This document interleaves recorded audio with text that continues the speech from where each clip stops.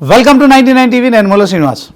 ఒకసారి మనం ఈ బీసీ చూసినట్టయితే అజార్ రన్అవుట్ అని ఎందుకు అంటున్నాం అంటే ఆయన మరి ప్రపంచ స్థాయి ఖ్యాతి గడించిన క్రికెటర్గా మనకు తెలిసిందే. సో మరి హైదరాబాదు లాంటి తెలంగాణ రాష్ట్రంలో ఆయన అంతర్జాతీయ క్రికెట్కు మరి ఒక గొప్ప పేరు తీసుకొచ్చారు. సో తర్వాత ఆయన రిటైర్మెంట్ తర్వాత రాజకీయాల్లో కూడా వచ్చారు. ఇప్పుడు తెలంగాణలో ఆయన మంత్రిగా ఉన్నారు.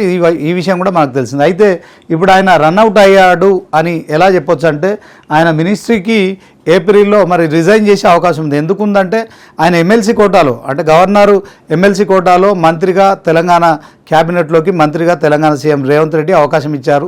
అయితే 6 నెలల సమయం ఏప్రిల్లో ముగిసిపోతున్న నేపథ్యంలో సో మరి ఇక ఎమ్మెల్సీ ఆ పదవికి కూడా మరి గవర్నర్ నుంచి ఆమోదం రాలేదు. సో దీంతో అజారుద్దీన్ మరొకసారి కూడా రాజీనామా చేస్తారనే ప్రచారం జరుగుతుంది. ఎందుకంటే మంత్రిగా నియామకం అయిన తర్వాత ఆయన ఎమ్మెల్సీ గవర్నర్ కోటాలో అప్రూవ్ కాలేదు కనుక సో 6 నెలల టైం కూడా పూర్తయిపోతున్న నేపథ్యంలో ఖచ్చితంగా అజారుద్దీన్ ఏప్రిల్లో రాజీనామా చేయాల్సిన పరిస్థితి. సో దాని తర్వాత మరిక మరొకసారి ఎమ్మెల్సీగా తెలంగాణ ప్రభుత్వంలో మరొకసారి కూడా రేవంత్ రెడ్డి సీఎంగా మరి ఉన్న నేపథ్యంలో సో మరి ఖచ్చితంగా మా ముస్లింలకు తగిన ప్రాధాన్యత కల్పించాలి. దాంట్లో మరి ఉన్న క్యాబినెట్ పోస్టులో మరి అజారుద్దీన్కి ఆ కోటాలో ఇచ్చిన నేపథ్యంలో ఇప్పుడు అజారుద్దీన్ పదవి అయితే మరొక 15 రోజుల్లో మరి ఆ టైం అయిపోతుంది. ఆ టైం అయిపోయిన నేపథ్యంలో ఆయన రాజీనామా చేయాల్సిన ఆవశ్యకత ఎంతైనా ఉంది. ఎందుకంటే దీంట్లో 6 నెలల తర్వాత ఆయన పదవిలో కొనసాగడానికి అనర్హుడు కనుక రాజీనామా చేస్తారు.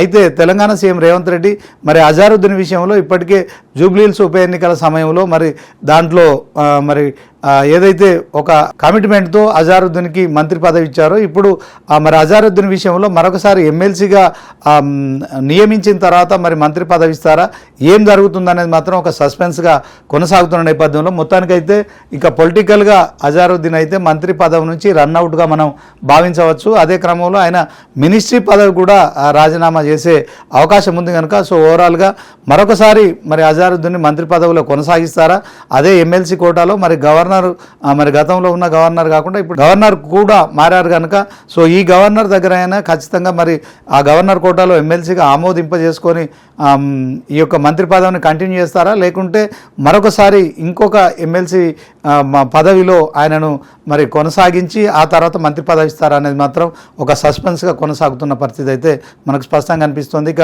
తెలంగాణలో కాంగ్రెస్ ప్రభుత్వం మరి తెలంగాణ సీఎం రేవంత్ రెడ్డి చెప్పిన దాని ప్రకారం కాంగ్రెస్ అంటే ముస్లిమ్స్ అంటే కాంగ్రెస్ కనుక సో ఆయన మరి ఆ మాటలను నిలబెట్టుకుంటారా, అదే క్రమంలో అజారుద్దీన్కి మంత్రి పదవి ఎలా కట్టబెడతారనే దాని పట్ల మాత్రం ఒక సస్పెన్స్ అయితే కొనసాగుతున్న పరిస్థితి.